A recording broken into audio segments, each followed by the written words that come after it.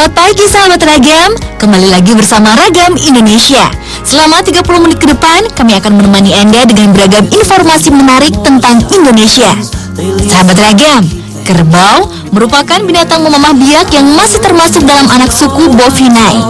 Kerbau adalah mamalia yang bisa dengan mudah kita temui di kawasan pedesaan di Indonesia.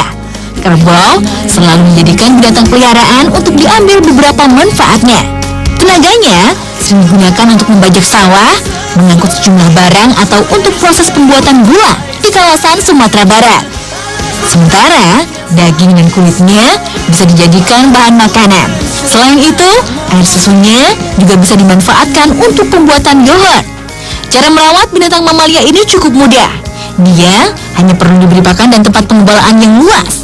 Pakan kerbau biasanya hanya berupa rumput atau dedaunan dari beberapa jenis tanaman. Selain itu, kemudahan berternak kerbau adalah cukup menyediakan kubangan air dan kandang yang tidak perlu selalu dibersihkan. Karena kegunaan kerbau itulah, banyak orang di Indonesia memelihara binatang bertanduk yang satu ini. Berikut, kami sajikan aneka informasi mengenai kerbau.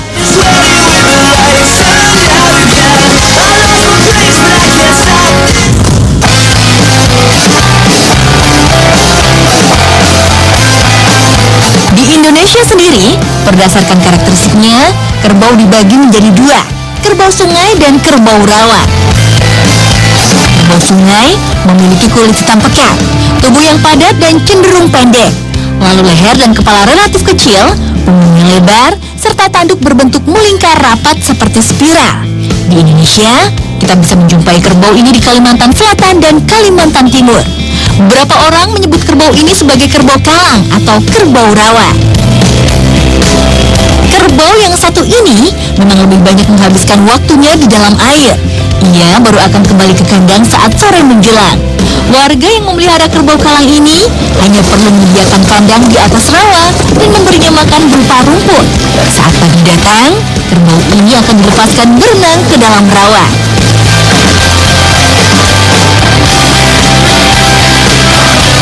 Sementara kerbau lumpur memiliki ciri seperti warna kulit coklat kehitam-hitaman. Tubuhnya relatif pendek dan kakinya juga berukuran kecil, serta tanduknya yang agak melengkung.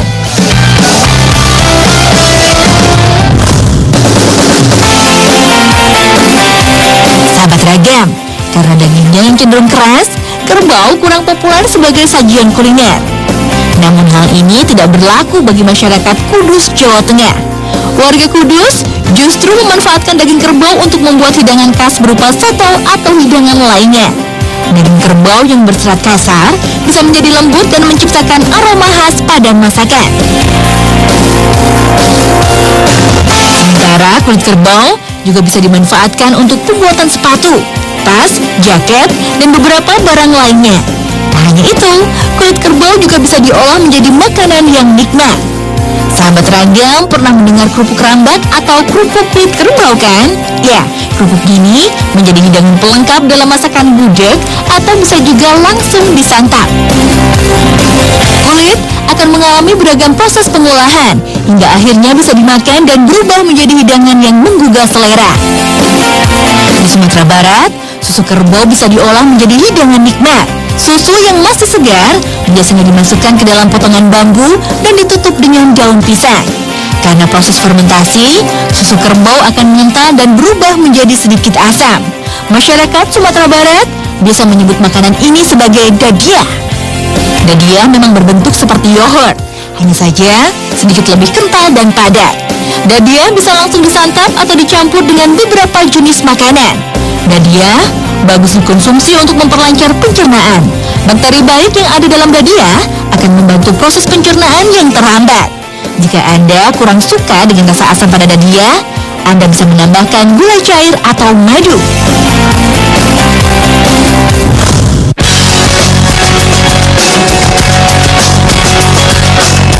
Masih di Sumatera Barat, tenaga kerbau juga sangat membantu dalam proses pembuatan gula sakai. Gula sakai adalah gula yang terbuat dari tebu dan berbentuk seperti gula kelapa atau gula aren. Tenaga kerbau digunakan untuk memeras tebu. Kerbau akan diikat pada sebatang kayu dan ditutup matanya. Selama proses pemerasan, kerbau akan berputar mengelilingi sebuah poros. Ketika kerbau berputar, petani akan memasukkan tebu yang akan diperas. Air perasan tebu inilah yang nantinya akan direbus di atas api yang menyala.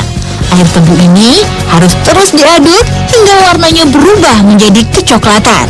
Proses akhir dari pembuatan gula sakai adalah pencetakan. Cairan coklat kental ini akan diletakkan pada cetakan dari tempurung kelapa dan dibiarkan hingga mengeras. Gula sakai memiliki rasa yang hampir sama dengan gula kelapa atau gula aren.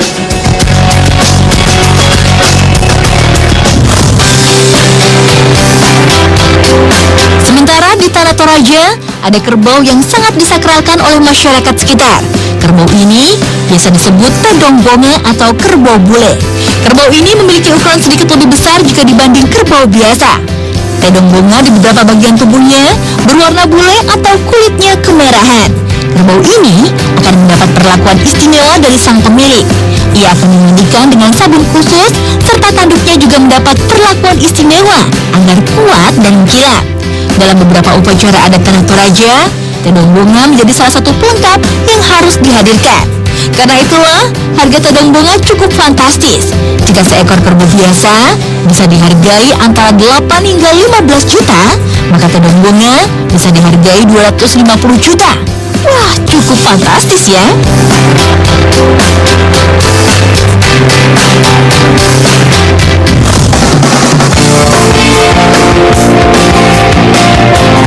Lain halnya dengan kawasan Keraton Solo Hadiningrat. Di tempat tinggal Raja Sri Sultan Pakubuwono ini ada beberapa ekor kerbau yang juga dikeramatkan. Ya, inilah kerbau keturunan Kiai Slamet. Kiai Slamet adalah kerbau bule yang menjadi kesayangan raja pada dulu kala. Kerbau ini diyakini memiliki kekuatan supranatural dan diangkat menjadi pusaka keraton.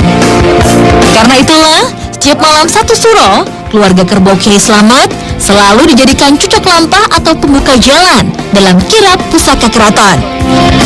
Kerbau ini akan diajak berjalan mengelilingi tembok keraton sejauh kurang lebih 7 km. Jika sahabat Ragam tertarik, silahkan berkunjung ke Keraton Solo atau tepatnya di alun-alun selatan. Di wilayah inilah keturunan kerbau Kiai Slamet dipelihara. Atau sahabat Ragam juga bisa datang saat pelaksanaan kirap malam satu suro. Biasanya, masyarakat sekitar yang percaya akan berebut mengambil air seni dan kotoran kerbau Kiai Slamet untuk tanaman atau kebun di rumah. Unik bukan sahabat Ragam?